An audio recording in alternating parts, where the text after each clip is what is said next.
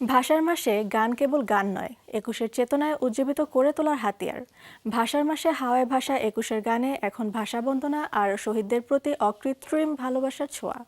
সঙ্গীতের এই স্বতঃস্ফূর্ত ও সর্বজনীন আবেগ সৃষ্টিতে অনেকেই পথিকৃতের ভূমিকা পালন করেন।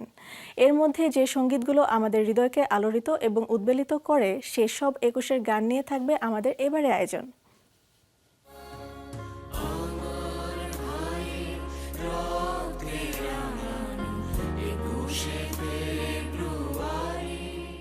একটি কবিতা সুরের ছোঁয়ায় হয়ে ওঠে একটি গান, শুধু কি গান, হয়ে ওঠে জাতীয় চেতনার অংশ।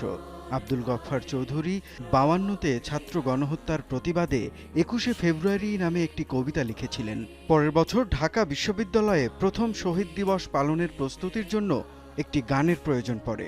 ঢাকা বিশ্ববিদ্যালয়ের ছাত্রদের অনুরোধে এই কবিতাকে প্রথমে সুর দেন আব্দুল লতিফ, পরে একই কথায় সুরারোপ করেন শহীদ আলতাফ মাহমুদ।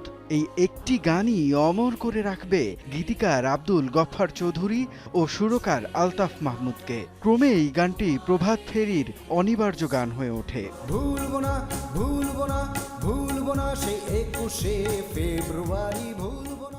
অবশ্য ভাষা আন্দোলন নিয়ে প্রথম গান রচনা করেন ভাষা সৈনিক গাজীউল হক। প্রথমে অবশ্য কবিতা হিসেবেই তিনি লিখেন ভুলবো না, ভুলবো না, 21শে ফেব্রুয়ারি ভুলবো না।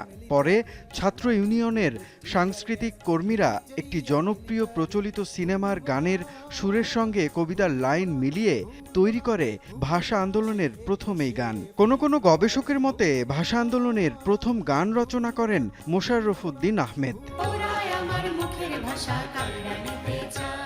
গণসঙ্গীত শিল্পী আব্দুল লতিফ কথা ও সুরে ওরা আমার মুখের ভাষা কাইরা নিতে চায় গানটিও ভাষা দিবসের একটি উল্লেখযোগ্য গান। এই গানটি অবশ্য লেখা হয়েছিল 1951 সালের শেষ ভাগে, তবে গানটি সমাদৃত হয় 52-এর পরে। সাংস্কৃতিক সংগঠন মুকুল ফৌজের কর্মীদের নিয়ে প্রথম তিনি এই গানটি গান। আব্দুল লতিফ এই গানটি ছাড়াও আরও একাধিক ভাষা আন্দোলনের সময়কার গান লিখেছিলেন।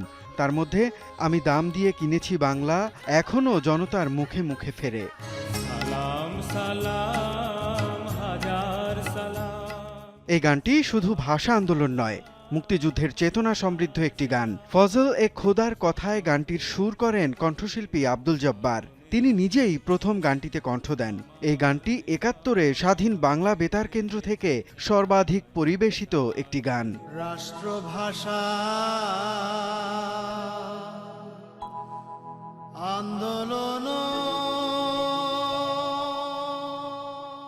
ভাষা আন্দোলন নিয়ে রচিত আরেক কালজয়ী গান রাষ্ট্রভাষা আন্দোলনও করিলি রে বাঙালি, এই গানটি শামসুদ্দিন আহমেদ রচিত। গানটি সুর করেন শহীদ আলতাফ মাহমুদ, প্রথম কণ্ঠ দেন রথীন্দ্রনাথ রায়। 21শে ফেব্রুয়ারির চেতনা নিয়ে লেখা হলেও এ গান 1971 সালের স্বাধীনতা যুদ্ধে মুক্তিযুদ্ধের অনুপ্রেরণা জুগিয়েছে। মাতৃভাষা, ভাষা আন্দোলন ও শহীদ দিবস স্মরণে গত 74 বছরে তৈরি হয়েছে অসংখ্য গান। এসব গানের মধ্যে কিছু আজও টিকে আছে, কিছু হারিয়ে গেছে কালের গর্ভে। যে গানগুলো এখনও টিকে আছে সেগুলোর যথাযথ প্রয়োগ, ব্যবহার ও আর্কাইভের দিকে দৃষ্টি দিতে অনুরোধ করেন সংশ্লিষ্ট জনেরা। মুনিম রাব্বি, শোবিজ টুনাইট।